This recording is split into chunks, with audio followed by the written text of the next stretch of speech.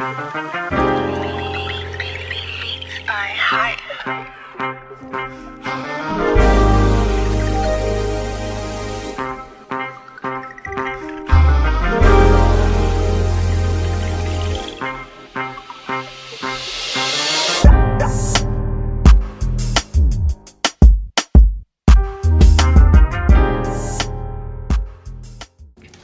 evening. Welcome to the living room.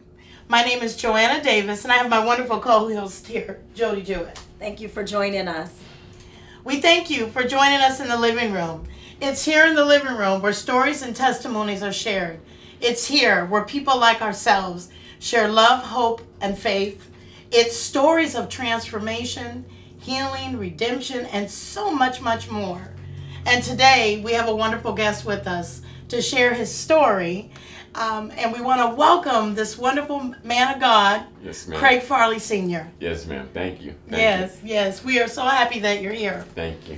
And so we want to just hear a little bit about just your life. And I was talking to your son, and he was telling me, hey, I want my dad to get on the show because my dad's got a story. And I Right. know that many, many people would love to hear it. Right. And I don't really know much about your story. I just know that you're Craig Farley Sr. and you are my wonderful producer's dad. And I'm just, I'm excited. I want to hear more about what, who this Craig Farley is. Okay. Yeah. Yeah. Well, I guess I'd start off by saying thank you for inviting me into the sanctity of your home. I'm honored to be here today and to have this opportunity. It's always great to have people who give one a vote of confidence. You can't do any better than having a son that does that for you, because he's told me a lot about what you're doing here, and I applaud you in your ministry. So when I was thinking about coming here today and telling my story, I want to do this in a way that I don't just drag it on and on. So I'm just going to try to give you a synopsis, if you will, Okay. my life experience. From a young boy all the way up to date, and then after that we can take it from there. How's that sound? It sounds like a winner to me. All right. Well, I was born in Kansas City, Missouri, to Martha and Rudell Farley Sr. And my mom moved from here to Des Moines, where she met my dad upon graduating high school, and had 3 kids. I got one older brother and a younger sister. I'm the middle child, so you know what that implies. Middle children child usually have syndrome. problems. So I was a problematic child. But anyway, my mother and my father separated when I was like 10 years old. My mom abruptly moved us back here to Des Moines, Iowa, because she's originally from here. And within the year that my dad was killed in a pretty nasty car accident down in Kansas City, Missouri. He's buried there. I got aunts and uncles and first cousins there. I annually try to make a trip there. Matter of fact, I was just there maybe 4 weeks ago when my dad got buried in 1970. I haven't had an opportunity to go and visit his grave since that time period, but it's always been on my bucket list to do that, and I was able to do that like 4 weeks ago. So I was excited and happy to have checked that off. But anyway, my mother moved us back here, and within a couple years of moving back here, I found myself in trouble. I was a troubled young boy and then adolescent. I got arrested at the first time at the age of 12. And so when I became a teenager, those problems continued to follow me. And by the time I was 18, I'd been to the Eldora Training School for Boys 2 times. Wow. The first time, I think I would have been graduating Amos Junior High School. And at that time period, middle schools went all the way up to 9th grade. And so it would have been 10th, 11th, and 12th grade. Well, they sent me to Eldora. And just let me throw this in there as a misnomer. I was never violent, never harmed, or, not that that makes it any better people, but I was a thief. I was a thief. You know what I mean? I can laugh Couldn't about keep it your now. hands off of stuff. Well, because there's no shame connected to it because I'm not a thief today. But, I believe in transparency when you share your story. Right. So people might know, well, it'll give people the confidence that you can evolve and people can change. So anyway, Amen. I went to Eldora. And normally people went to Eldora, they stayed 3 to 6 months. Well, I've always been intelligent. Now, during that time period, I didn't have a clue that I was intelligent. I was able to determine that years later. But since I had just completed middle school and was getting ready to go to high school, they let me out in like 30 days so that I could, continue my education, go on to high school, hopefully straighten myself out, become this responsible adult as I was going.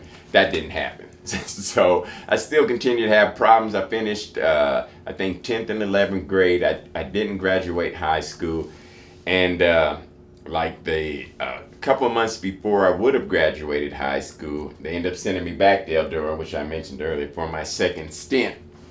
And again, I would have been like, you can't be in the training school when you're 18. So when I went back, they had to let me out again in like 30 days because I was turning 18, so they let me out. I never forget it. My counselor told me that if I didn't straighten myself out, that I would find myself in adult prison. I didn't pay any attention.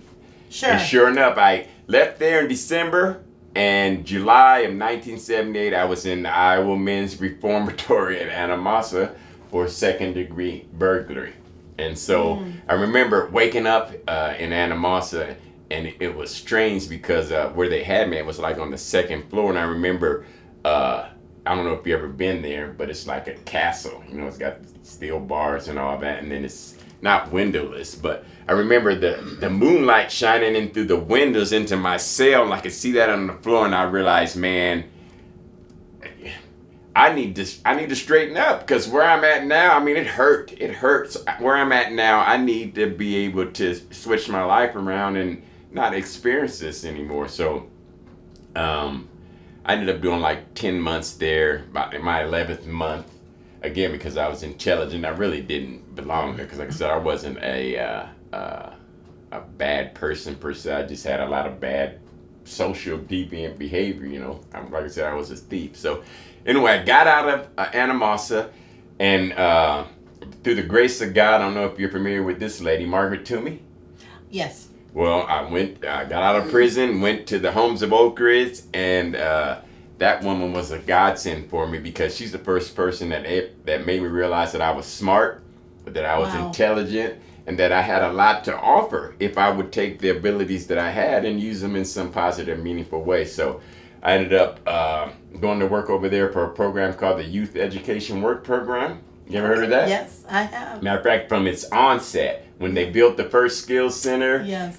Saul Davis was the director, Gary Canada was the assistant director, I was just like a supervisor. And basically what it was is a program that ministered to the kids that live over there, low income housing complex, sure. and expose them to the community. We had all these other programs where we brought people in to talk to them, and then they got paid for doing small chores around the housing complex. That would have been in 1981. And before it was all over said and done, Saul Davis, who was the director, college-educated man, ended up getting a different job, and I ended up becoming the executive director of the program there. But all ministered through this lady, Margaret Toomey, she's an ex-nun. You know her? Yeah. I've heard of her. Yeah, ex-nun. I don't know of her, but I've heard of her name. Well, she was a godsend for me in a whole bunch of different ways. And I don't know if you know this, but a lot of those kids that went through that program while I was there, I worked there from 1981 to 1985, they're stand-up, honorable people in our community now. And what I want to say, taboo. If you come from that kind of environment, you have these unreasonable expectations, low expectations, but sure. That didn't turn out to be the case for them. So at that point, while working there, I met his mother, and she already had 2 kids, and then we had 2 more, him and my youngest son, Tawan. So I raised 4 boys. And at this point in time, for me, especially once I got the responsibility of raising 4 boys, I know what I went through as a young adult. I know it was problematic because I didn't have my father there. That didn't excuse my behavior, but I know if I would have had a positive male role model in my life, it might have made a difference in terms of me going to Eldora and that experience in my life. So it was important to me to make sure that the 4 boys that I was raising was going to turn out to be stand-up young men, you know what I mean? And I'm talking about living transparently in terms of everything that went on in my own life, sharing that with them on some level when they were ready to hear the truth, and never, covering up the truth. But as a result of that, heck, I got 4 responsible young men for the most part. My oldest son is still a knucklehead, but everybody else is good. You know what I mean? Stand up young men. Y'all know Craig. Yeah. Stand up young men. You've raised married, a well-rounded young married, raising their kids. So I attribute to his mother. She played a role in that. But I know from the aspect of boys, it's because they had a stand up. Well, I shouldn't say stand up because this is the other part of my story, and I'm trying to wrap this up. So married for 28 years to their mother. We're divorced now. And we're divorced now because I was a womanizer and an adulterer the whole time that I was married to her. And part of that stems from growing up and the male role models that I had. You know what I mean? Like my sons had me, not in that regard, but in terms of other areas of their life, as a good positive male role model. And even though I was candid with them to make sure that they didn't want to be like me when it came to their relationships. If you're going to be in a committed relationship, then be monogamous. You know what I'm saying? If you're married, be faithful to your wife. If I had to do it over, I wouldn't subject my wife, my ex-wife, to that. I was wrong. I'm not that guy today. But if I had to do it over, I wouldn't do it that way. You know what I mean? So anyway, ended up raising them, and then I'm divorced now. I talked earlier briefly about my stint at Mount Olive Missionary Baptist Church. It's okay for me to mention that. Absolutely. And I was a deacon there for 20 years. You know, worked hard and diligently in the church. That didn't turn out too well in terms of a lot of reasons, which I won't go into. But so I no longer attend the church now. I do have a ministry of my own on Facebook, and so I try to do some things there. I try to avoid this thing of being religious because I think that's problematic. I think that's one of the problems that the church has right now. And this is going to be the end of my story. In September of 2015, you know, I've worked all my adult life. As a young man, I was athletic, you know what I mean? So I've always been healthy, never no health problems or anything. So I worked, and then I used to do these little small jobs for women in the church, as a matter of fact, because, you know, widows and they own property and there's things that they can't do that I could do. And then I was able to earn a little extra income too. Sure. So this lady that I was had wanted me to come over to her house and trim some tree branches, which I was good at, and I'm safety conscious. So, you know, last thing I want to do is be working on somebody's property and get hurt. So I was always extremely cautious. Anyway, I'm over there trimming this branch that had fallen on her. She lived in a 2-story split level house, trimming a branch on her roof. And I never told this as a part of the story, but I was standing on her roof, like right on the edge, going to make this last cut on this branch so I could throw it down to the yard, right? Well, the next thing I know, I wake up and I'm laying on her deck.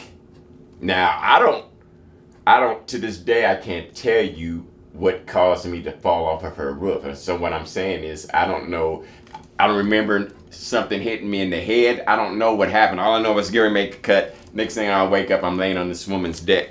And so when I wake up on the deck, I'm like, man, how did I get down here? I'm like, man, this is strange. So I'm like, get up so that you can see if you broke something stupid. So I say, get up, and nothing happens. Listen, nothing happens. So I'm like, get up, and nothing happens. So I start to panic. I'm like, get up, get up, get up. Then I'm like, oh no. I know enough about the human anatomy to know I said, Craig, you done injured your spinal cord somewhere, and I can't get up. And so again, I started panicking. I mean, panicking, because I'm like, this is bad, Craig, this is bad. Then I'm like, man, quit panicking. You know the God that you serve. You know what I mean? What you need to be doing right now is praying. So I said, this is the prayer I said, God, I know you're the most powerful, infinite energy resource in the universe. I know I've injured my neck somewhere really, really bad. I said, but I know that if you want to start healing my neck wherever it's injured right now, that'll be the case. Amen. My will be done. I mean, your will be done, not my will. And when I prayed that prayer, I knew I was good. The panic went away. I didn't know what the outcome was going to be in my injury, but I knew I wasn't going to be paralyzed. I'm just telling you that right now. So long story short, that I'm laying there, and the lady was at work, whose house I was working on, right? So she wouldn't be home for at least another hour. So I'm laying on this deck. And this is a funny part of the story. These are dentures, right? And so I looked over here, my teeth were right there, like looking at me, laughing. It was stupid. I look back on it now, but you know, that's a funny part of the story. Anyway, I said, I'm laying there. I'm like, I gotta lay here until the lady gets home from work. But I'm like, God, I knew the quicker I got medical attention, the better it was gonna be for me. So I'm like, Lord, it would sure be nice if somebody looked out one of these houses and saw me laying here, so I could, get on my way to the hospital. 15 seconds later, I heard somebody's footsteps coming up her deck steps, and this Mexican guy leaned over and said, "Amigo, ambulance is on the way." And then I heard the ambulance come. Long story short, they took me to Mercy. I broke my neck, C3, C4, a vertebrae. I had the same injury that Christopher Reeves had, and he never walked again. Well, you see, I'm good, except for this arm. I got a little residual from the injury in my arm. I got 2 rods, 8 screws in my neck. I was in Mercy ICU for 3 days. I had to learn, to walk all over again and all of that. But you see, I'm up moving around. So. Wow.